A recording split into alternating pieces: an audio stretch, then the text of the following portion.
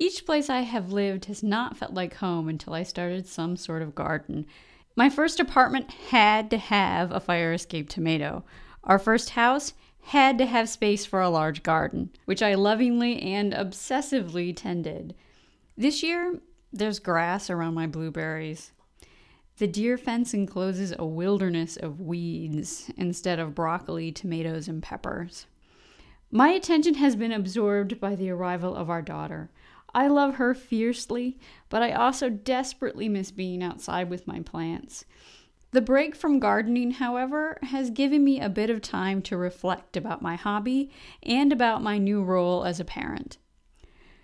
Growing up, my parents always had a garden. Even with 2 toddlers in the house, they found time to grow strawberries. As anyone who has grown vegetables knows, it involves no small amount of work. But as a kid, the work my parents did in the garden never seemed burdensome. It was a fun adult activity that I wanted to participate in. My parents would give me marigolds to plant around the tomatoes. I realize now that they had infinite patience. My small hands, my complete lack of skills. How do you get the plant out of this plastic thingy?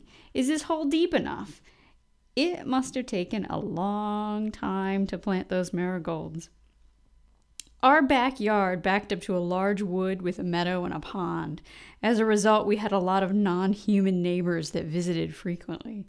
Turtles, ducks, a surly groundhog, and rabbits. Lots of rabbits.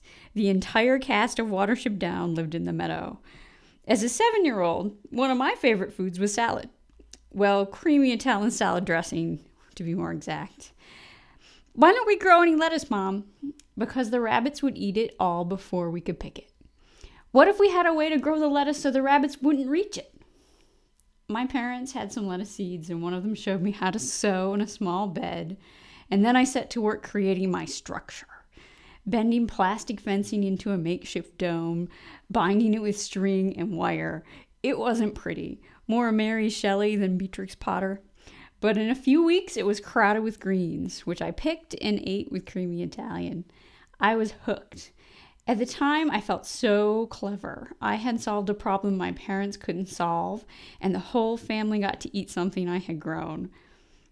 The clever ones were my parents, of course, who led me to love something they enjoyed without leading me. I hope to be as clever in cultivating the same patience with my daughter, with whatever she wants to grow.